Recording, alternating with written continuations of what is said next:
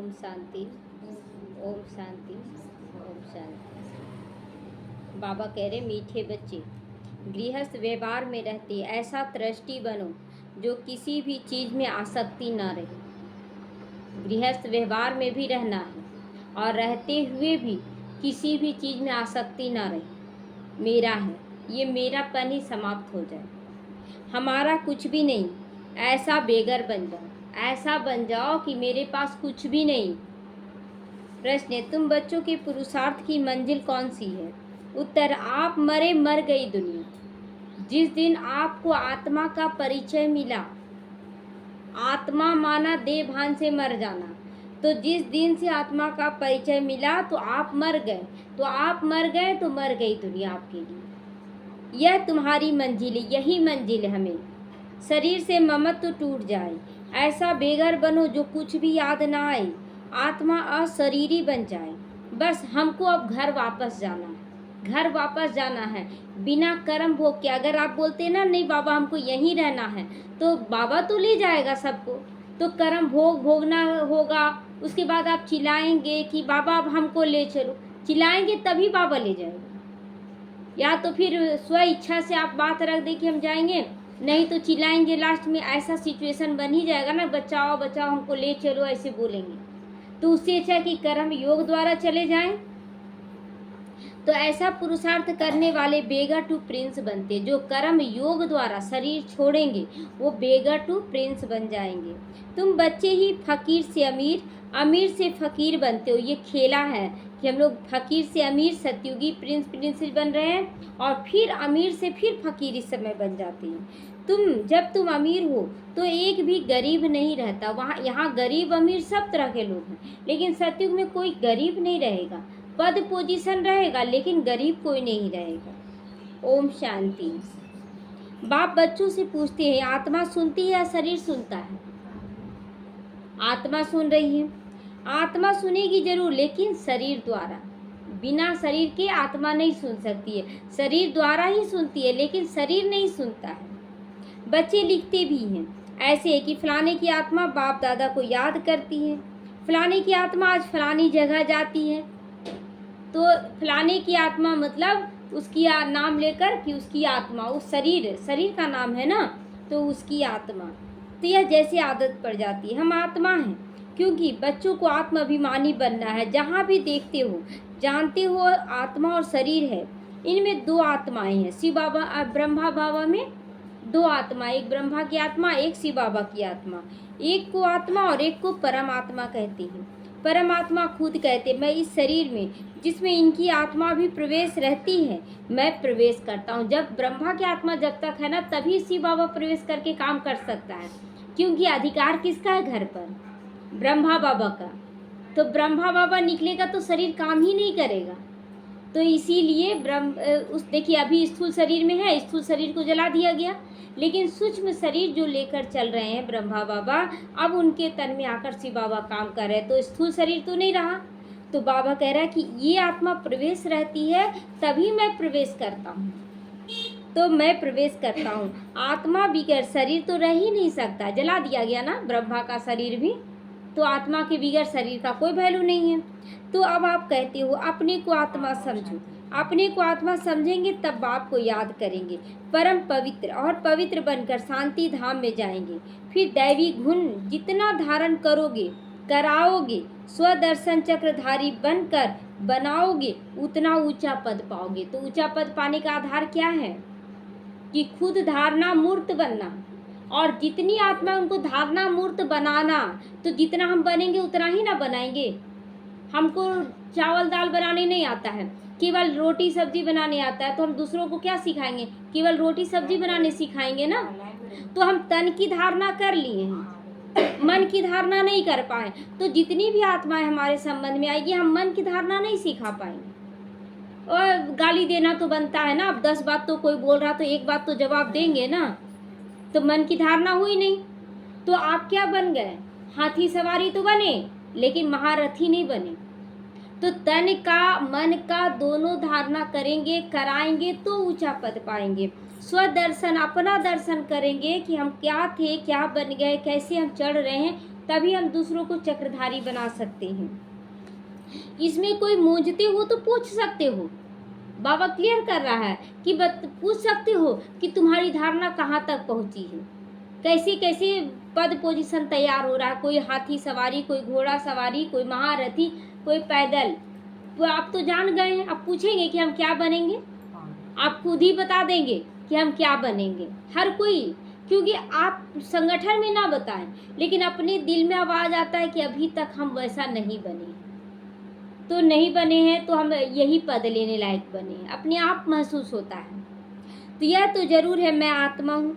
बाप बच्चों को कहते हैं जो ब्राह्मण बने हैं, जो किनको बोलते हैं बाबा, जो ब्राह्मण बने उनको ये समझा रहे हैं, दूसरों को नहीं कहेंगे। बच्चे ही प्रिय लगते हैं ना, अपना बच्चा ही प्रिय लगता है ना। हाँ, दूसरों के बच्चे को पुचकार दे देंगे थोड़ा सा, चलो अच्छा है, प्यारा बच्चा, या कुछ खरीद के दे देंगे, लेकिन अपना सारा संपत्ति अपने बच्चे को हक देंगे। तो हर एक बाप को बच्चे प्रिय लगते हैं। दूसरे को भल बाहर से प्यार कर लेंगे, परंतु बुद्धि में रहेगा ये हमारे बच्चे तो नहीं हैं, ये हमारे बच्चे नहीं। तो यहाँ पर भी ना शिव बाबा कैसे पूरे बच्चे हैं, लेकिन भाग्य किसके द्वारा बांटा जाता है, ब्रह्मा के द्वारा। बोलते हैं ब्रह्मा द्वारा भाग्य बांटा जाता है। तो जो ब्रह्मा के द्वारा बनते हैं, ब्रह्मा के आचरण का पालन करते हैं, उन्हीं बच्चों को फिर वर्षा मिलता है। तो मैं बच्चों से ही बात करता हूँ, क्योंकि बच्चों को ही पढ़ाना है। बाकी बाहर वालों को पढ़ाना तुम्हारा काम है, तुमको अपना बच्चा बनाना है। बाबा अपने बच्चों को चुन लिया, और बाबा के बच्चे क्या बन जाएंगे, महाराजा महारानी बन जाएंगे। और जिन बच्चों को हम लोग ज्ञान देंगे वो लोग राजा रानी बनेंगे, क्योंकि वो पद नीचा। और ये भी नहीं कह सकते कि हम लोग जिसको ज्ञान दे रहे, हो सकता है कि गुड़ गुड़ रहे, चेला और आगे बढ़ जाए, ये भी तो होता है। तो इसलिए ये भी अहंकार नहीं रखना है कि हम बन रहे ना तो मेरे नीचे सब आएंगे, नहीं। और अच्छा है हमसे ऊपर चले जाए, क्योंकि हम जिसको पालना दे रहे हैं, फिर उनके घर हम भी तो जन्म लेंगे। अगर वो महाराजा महारानी बन गए तो हम उनके यहाँ जन्म तो लेंगे। तो इसीलिए अपने से ऊंचा बच्चा तैयार करना, बच्चों को अपने से ऊंचा। एक रिक्शा वाला भी होता है ना, तो बोलता मेरा बच्चा डॉक्टर बन जाए, बोलता है ना। तो उसी तरह हम लोगों को भी यह सोचना नहीं है हम ही आगे रहें और सब पीछे रहे, नहीं। कोई तो झट समझ जाते, कोई थोड़ा समझ कर चले भी जाएंगे। फिर जब देखेंगे यहाँ बहुत वृद्धि हो रही, तब आएंगे, देखे तो सही कैसे वृद्धि हो रहा है।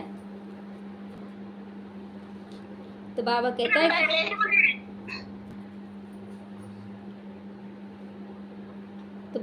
है कि कोई देखता है ना कि मतलब देखा कि अरे कोई बच्चा नहीं आ रहा है, और जब देखने लगेगा ना कि बहुत सारा बच्चा आ रहा है, तो फिर आना शुरू कर देंगे। तो वो किसको देख के आ रहे हैं, भीड़ को देख कर आ रहे हैं। तो वो कब आएंगे, भीड़ में आएंगे। यानी कि जब त्रेता युग आएगा ना, जब भीड़ होगा तब आएंगे। जब सतयुग में शुरुआत में कम भीड़ रहेगा तब वो नहीं आएंगे। तो अपना भाग्य लिख रहे हैं कि नहीं, हमें भीड़ को नहीं देखना है, हमें बाबा को देखना है। तो वृद्धि हो रही है तब आएंगे, देखे तो सही। तुम यही समझाओगे कि बाप सभी आत्माओं व बच्चों को कहते हैं मुझे याद करो, तुम मुझे याद करो, देहधारी के पीछे क्यों भागते हो। सभी आत्माओं को पावन बाप ही बनाते, वह कहते मेरे सिवाय और कोई को भी याद नहीं करो। कोई को भीड़ भी देख रहे हैं तो किसको याद कर रहे हैं, देहधारियों को ही ना देख रहे हैं। हम जब आते हैं शुरू में जब खोले थे वहां पर, तो एक बच्चा 2 बच्चा आता था, तो जब भी कोई आया तो कोई नहीं आया अभी तक। तो लेकिन आप किससे मिलने आए हैं, अगर आप देहधारियों से मिलने आए तो देखिए बाहर में जमघट लगा हुआ है, पूरा भीड़ लगा हुआ, जाके वहां बैठ सकते, यहाँ नहीं आने की जरूरत है। यहाँ आते हैं तो केवल बाबा के पास, आप अकेले नहीं, आप बाबा किसे मिलने आ रहे हैं। तो धीरे धीरे चेंज होता गया सबके अंदर कि भीड़ को नहीं देखना है। तो कभी भी भीड़ देख के नहीं, और अच्छा कोई नहीं आ रहा, मैं और मेरा बाबा और कुछ नहीं। तो बाबा कहता सिवाय मेरे और किसी को याद नहीं करो, मेरी अव्यभिचारी याद रखो तो तुम्हारी आत्मा पावन बन जाएगी। कितनी भीड़ है, बाबा कहता है बार बार, बच्चे मुझे भेड़ बकरी नहीं चाहिए। ब्रह्मा बाबा बोलते थे, शिव बाबा नहीं बोलते थे, शिव बाबा का तो सारे बच्चे, ब्रह्मा बाबा बोलते थे मुझे भेड़ बकरी की भीड़ नहीं चाहिए, मुझे तो शेर शेरनी चाहिए। अगर एक बच्चा भी शेर शेरनी निकल गया तो हजारों लाखों को पछाड़ सकता है। और भीड़ बोलते ना बहुत बच्चे आ रहे हैं, यहाँ बहुत बच्चे आ रहे हैं, अरे भेड़ बकरी आ रहे हैं, जो धारणा मूर्त नहीं, कुछ नहीं कर रहे, वैसे बच्चे नहीं चाहिए। भल कम भीड़ रहे लेकिन शेर शेरनी बच्चे चाहिए। तो बाबा कहता है याद रखो तो तुम्हारी आत्मा पावन बन जाएगी। पतित पावन मैं ही हूँ, एक ही हूँ, मेरी याद से ही आत्मा पावन बनेगी। इसीलिए कहते बच्ची माँ में कम याद करो, मुझे एक को याद करो। बाप ही पतित राज्य से पावन राज्य बनाते हैं। देहधारी नहीं बना रहा है कोई भी, बाबा बना रहा है पतित से पावन राज्य।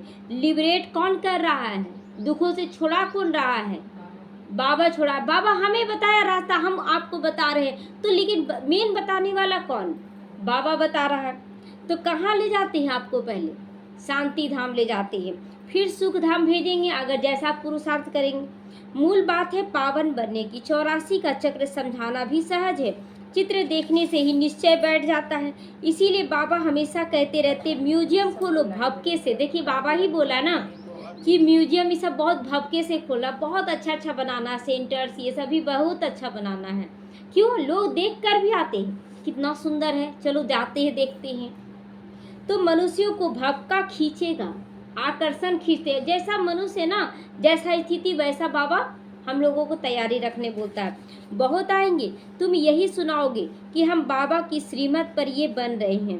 बाप कहते माँ मेकम याद करो और दैवी गुण भी धारण करो। मुझे एक को याद करो और दैवी गुण धारण करो। देने का संस्कार बार बार रोज रोज बाबा बोलता है कि बच्चे आत्मा समझो, दैवी गुण धारण करो। दैवी गुण देने का संस्कार, जो दाता है वही तो बोलता है ना कि आप तो देवता बनकर आए हो। क्यों बोला वो देवता बनकर आए हो, क्योंकि समय पर उसको आप मदद कर दिए, बिना किसी स्वार्थ के आप उसको सहयोग दिए, तभी आप देवता बन सकते हैं। तो बैच तो जरूर साथ होना चाहिए। तुम जानते हो हम बेगर टू प्रिंस बन रहे हैं। लक्ष्मी नारायण का चित्र है ना इसमें बैच में, और एक तरफ है शिव ब्रह्मा विष्णु शंकर। तो हमें दिखाना है ये हमारा लक्ष्य है और ये मेरा स्वरूप है ब्रह्मा विष्णु शंकर का। तो पहले तो श्री कृष्ण बनेंगे ना, जब तक श्री कृष्ण ना बने तब तक तो श्री नारायण बन ही नहीं सकते हैं। तो बच्चा के रूप में जन्म लेंगे, बच्चे से बड़ा हो जाएंगे तब नारायण नाम मिलेगा। पहले नाम नहीं, पहले चेंज होता था, शादी के बाद सबका नाम चेंज होता है। हुआ है चेंज किसी का, पहले नाम कुछ और रहता, शादी के बाद चेंज कर दिया जाता नाम। तो यहाँ कृष्ण और उसके बाद नारायण नाम रखा जाएगा। तो दोनों चित्र तुम्हारे सामने, तुम ये बनते हो। अभी तुम बेगर बन गए हो, बेगर बने हैं कि अभी भी आपके पास कुछ है, कुछ है क्या, तन मन धन कुछ है क्या आपके पास, सब कुछ बाबा का है। तो कितना समर्पण किए हैं। फिर आज के बाद ये क्या करें, बच्चों को देखना पड़ता है, परिवार को, तो फिर यही गलती हो जाता है। बच्चों को देखने के लिए, परिवार को देखने के लिए आपके पास कितना घंटा है, 24 घंटा में कितना घंटा देखते हैं, लेकिन बाबा के कार्य में कितना घंटा दे रहे हैं। 1 घंटा भी दे दे मुश्किल से, तो 1 घंटा भी कहाँ दे रहे हैं आप, 1 घंटा भी कहाँ दे रहे। 1 घंटा आए मुरली सुन लिए, तो मुरली सुनने में टाइम, वो सेवा नहीं हुआ, वो तो मुरली सुनना हुआ। आप सेवा में कितना दे रहे हैं ये भी देखना पड़ता है। बाबा देखता है कि 24 घंटे में ये 23 घंटा आप उधर दे रहे, 1 घंटा मुरली सुनने में, बाकी कम से कम कुछ तो घंटा निकालिए सेवा के लिए। तो अभी तुम बेगर बने हो, यह ब्रह्मा कुमार कुमारियां भी बेगर्स हैं, इनके पास कुछ भी नहीं है। बेगर अर्थात जिनके पास कुछ भी ना हो। कोई कोई को हम बेगर नहीं कहेंगे, कोई कोई को हम बेगर नहीं कहेंगे। यह बाबा तो है सबसे बड़ा बेगर, सबसे बड़ा। इसमें पूरा बेगर बनना होता है। बाबा का बनने के बाद सब कुछ दे देना पड़ता है। ब्रह्मा बाबा को नशा रहता था, हम तो शरीर भी दे चुके हैं बाबा को, हम पूरा धन बाबा दे दिया और उसके बाद ट्रस्टी बनाया। तो सब धन जो दे चुका, फिर आसक्ति जाएगा मेरा धन है, नहीं गया, आज तक नहीं गया। तो गृहस्थ व्यवहार में रहते आसक्ति तोड़नी होती है। यहाँ पर गृहस्थ व्यवहार में रहते किसी में आसक्ति नहीं, मन बुद्धि से डिटैच एकदम। तो तुमने ड्रामा अनुसार आसक्ति तोड़ दी है। निश्चय बुद्धि ही जानते हैं कि हमारा जो कुछ भी वो बाबा का दिया हुआ है। कहते भी ना हे भगवान आपने जो कुछ दिया है वह आपका ही है, हमारा नहीं है। वह तो होता है भक्ति मार्ग। कहते मात्र हैं कि भगवान तुम्हारा दिया हुआ है, तुम्हारा है, देते कुछ भी नहीं है। यहाँ पर देना पड़ता है। अगर आप नहीं देते हैं तो यहाँ पर बाबा देख रहा है कि आप कितना दे रहे हैं।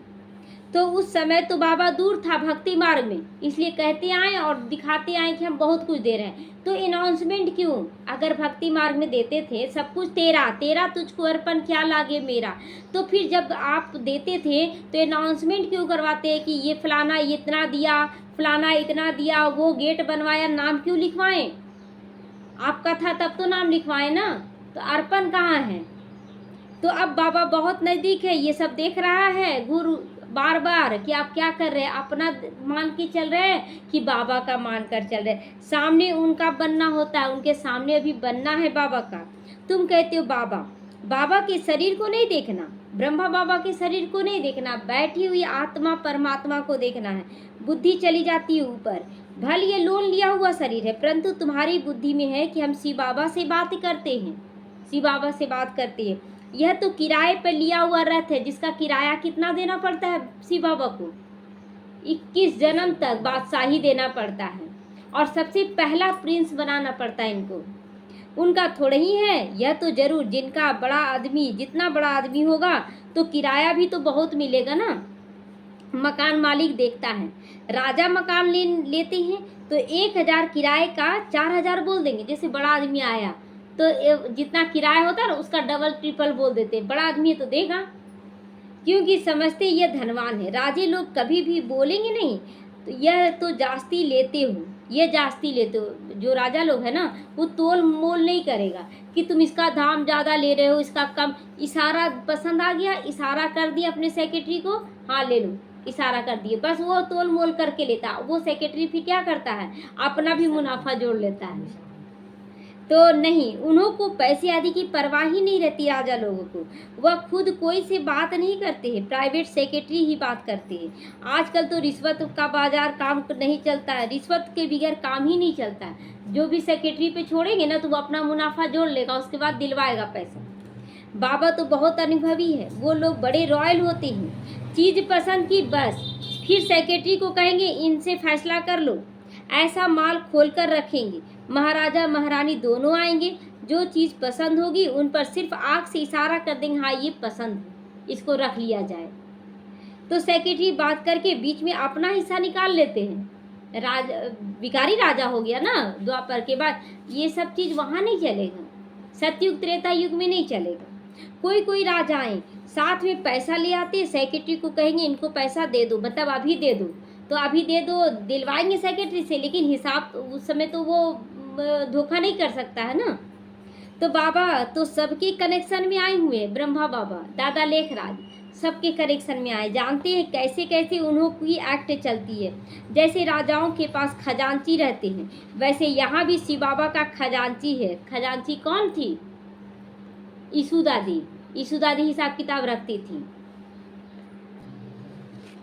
तो बाबा कहता शिव बाबा की का खजांची है, यह तो ट्रस्टी है। ब्रह्मा बाबा खजांची नहीं, ये तो ट्रस्टी है, सब कुछ सौंप दिया, तन मन धन सब कुछ सौंप दिया, ये ट्रस्टी हुआ।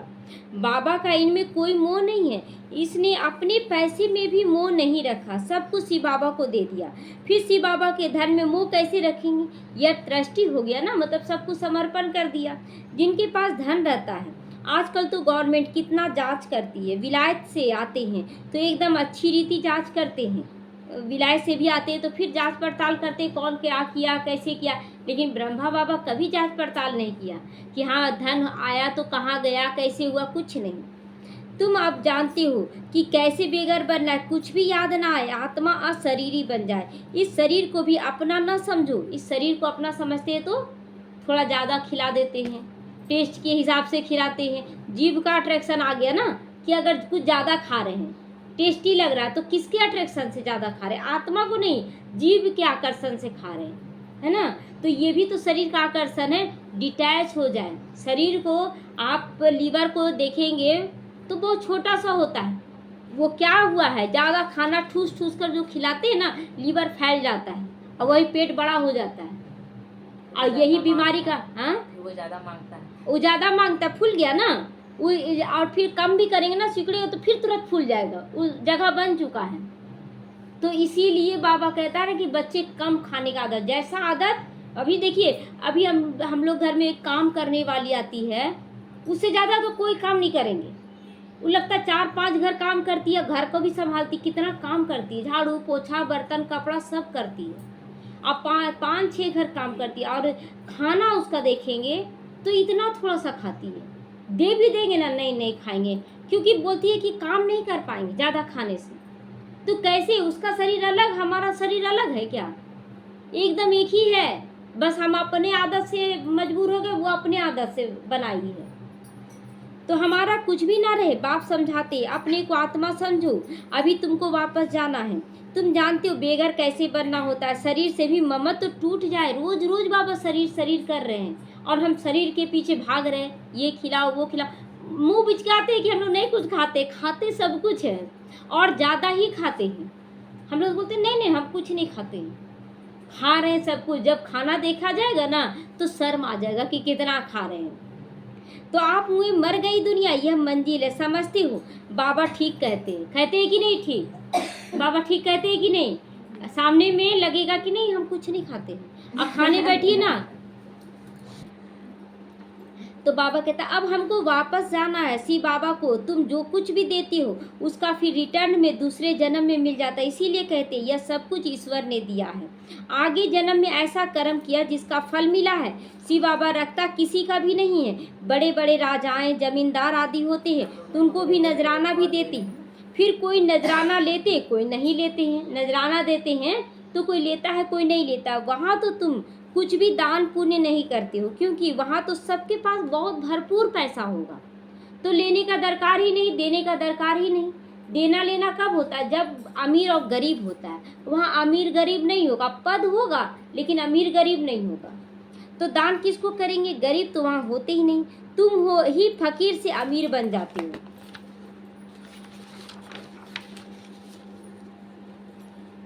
कहते हैं ना इनको तंदुरुस्ती बख्शो, कृपा करो, यह करो। आगे शुरू में भी शिव बाबा से ही मांगते थे, आगे भी शिव बाबा से ही मांगते थे। मतलब आगे मतलब द्वापर, शुरुआत का द्वापर में ना केवल शिव बाबा का पूजा होता था। ये सोमनाथ का मंदिर पहला मंदिर बना था। उसके बाद धीरे धीरे विस्तार को पाने लगा भक्ति, और अनेकों का देवी देवताओं का मूर्ति बनाकर पूजा करने लगे। तो शुरू में किससे मांगते थे? केवल एक शिव बाबा से। फिर व्यभिचारी बनते चले गए, सबके आगे जाते कहते हैं झोली भर दो। कितने पत्थर बुद्धि हो गए, पत्थरों के आगे बोलते पत्थर झोली भर दो। कौन भरेगा झोली? पत्थर भरेंगे कि शिव बाबा भरेंगे? शिव बाबा भरेंगे। कहते भी है पत्थर बुद्धि से पारस बुद्धि बनाते हैं। तो तुम बच्चों को बहुत खुशी रहनी चाहिए। गायन भी है ना, अतीन्द्रिय सुख पूछना हो तो गोपी बल्लभ के गोप गोपियों से पूछो। कल भी बाबा बोला ना कि बड़े बड़े घरों से सब कुछ त्याग करके आ गई। क्यों? सब कुछ मिल रहा था, क्या क्यों त्याग की? कुछ तो मिल रहा था। तो आज हम लोगों से बाबा पूछे, कोई भी दूसरा पूछे आप लोग को क्या मिला है, शब्द नहीं रहेगा बताने के लिए, शब्द ही नहीं रहेगा क्या मिल गया है। आप खुद आइए महसूस कीजिए, फूल का खुशबू कैसा आ रहा ना, वो लेने के बाद ही पता चलेगा क्या मिलता है। भगवान है वो, अब भगवान स्वयं मिल जाए तो ये सब क्या है बाहरी चीज, सब कुछ त्याग कर दे, कुछ भी ना रखे। तो इसीलिए बाबा कहता है कि पूछना हो अतीन्द्रिय सुख तो गोपी बल्लभ यानी शिव बाबा के गोप गोपियों से पूछो, बच्चों से पूछो। किसी को बहुत फायदा होता है तो बहुत खुशी होती है ना, तो तुम बच्चों को भी बहुत खुशी रहनी चाहिए। तुमको 100% खुशी थी, घटती गई, अब कुछ भी नहीं था। अभी जब हम शूद्र बन गए थे कोई खुशी नहीं था, बाबा का बनने के बाद खुशी बढ़ता जा रहा, निश्चिंतता बढ़ता जा रहा है। पहले थी बेहद की बादशाही, फिर होती हद की रजाई अल्पकाल के लिए। अब बिरला के पास कितनी ढेर मलकियत है, मंदिर बनाते हैं उससे कुछ भी नहीं मिलता। मंदिर बनाने से क्या हो गया? बहुत सुंदर आलीशान मंदिर बनाती है लेकिन किसी का कल्याण तो नहीं हो रहा ना। अच्छा, एक छोटा सा कमरा भी बाबा का घर बन गया, उसे अनेकों का कल्याण होता है ज्ञान सुनने से। तो छोटा सा कमरा मायने रखता है कि बहुत बड़ा मंदिर? छोटा सा कमरा ही मायने रखता है। तो गरीबों को थोड़े ही कुछ देते हैं, मंदिर बनाया जहाँ मनुष्य आकर माथा टेकेंगे, बस थोड़ी दे देंगे गरीब को, कितना भी धन आ जाए। लेकिन और मंदिर बनाएंगे या ब्राह्मण अपना पेट भरेंगे, लेकिन क्या गरीबों को दे देंगे? वो बिल्कुल भी नहीं देंगे। हाँ, गरीब को दान में देते हैं तो उसका रिटर्न में मिल सकता है। धर्मशाला बनाते हैं तो बहुत मनुष्य जाकर वहाँ विश्राम पाते हैं। तो दूसरे जन्म में अल्पकाल के लिए सुख मिल जाता है। जैसे बहुत अमीर है तो चलो धर्मशाला बना दिया, तो कोई गरीब है तो कम पैसे में चलो वहाँ कर दिया, तो आराम मिल जाता है। तो इससे उसका दूसरे जन्म में अल्पकाल के लिए सुख मिल जाता है। कोई हॉस्पिटल बना दिया तो अल्पकाल के लिए सुख मिलता है, लेकिन एक जन्म के लिए। तो बेहद का बाप बच्चों को बैठ समझाते हैं, इस पुरुषोत्तम संगम युग की बहुत महिमा है। क्यों? एक जन्म समर्पण करो, अनेक जन्म का सुख पाओ। तो तुम्हारी भी बहुत महिमा है। तुम पुरुषोत्तम बनते हो तो तुम्हारी भी महिमा गाई जाती है देवी देवता के रूप में। तुम ब्राह्मणों को ही भगवान आकर पढ़ाते हैं।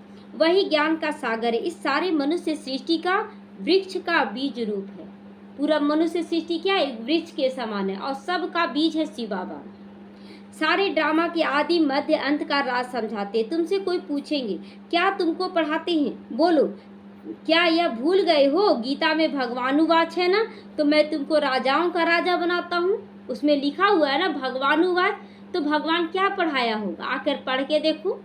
इसका अर्थ भी तुम अभी समझते हो। पतित राजाएं पावन राजाओं की पूजा करती हैं, इसीलिए बाप कहते हैं तुमको राजाओं का भी राजा बनाता हूँ। राजा द्वापर युग का और राजाओं का राजा सतयुग त्रेता का। राजाओं से भी ऊपर हो गया सतयुग त्रेता का।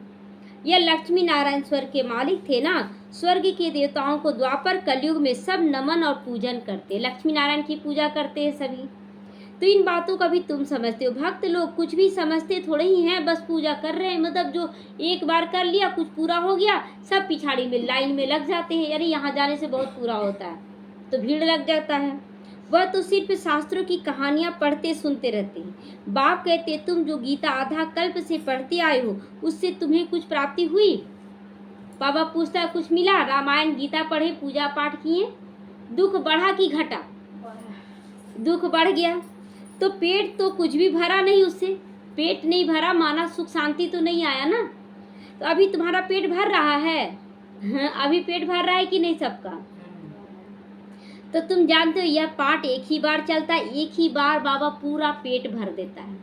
और जो पेट भरा हुआ कितना समय चलेगा? 21 जन्म तो आपको खाली नहीं महसूस होगा। तो खुद भगवान कहते मैं स्तन में प्रवेश करता हूँ। बाप इनके द्वारा बोलती हूँ।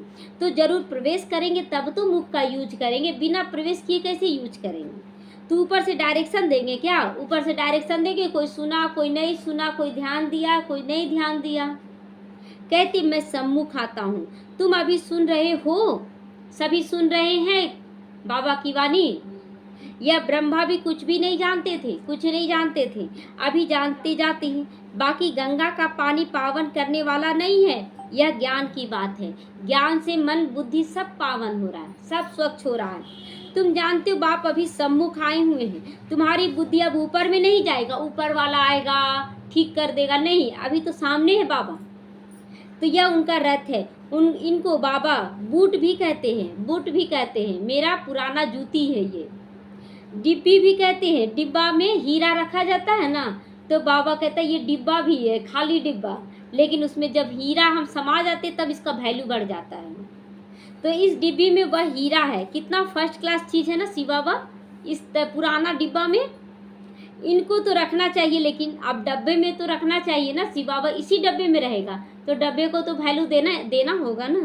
सोने की डिब्बी में रखना चाहिए, सोने की डिब्बी। अब सोने की डिब्बी कहाँ मिल जाएगी? यहाँ सोने का डिब्बा तो मिलेगा नहीं। गोल्डन एज डिब्बी बनाते हैं, फिर इसी डिब्बे को गोल्डन एज बना देते हैं।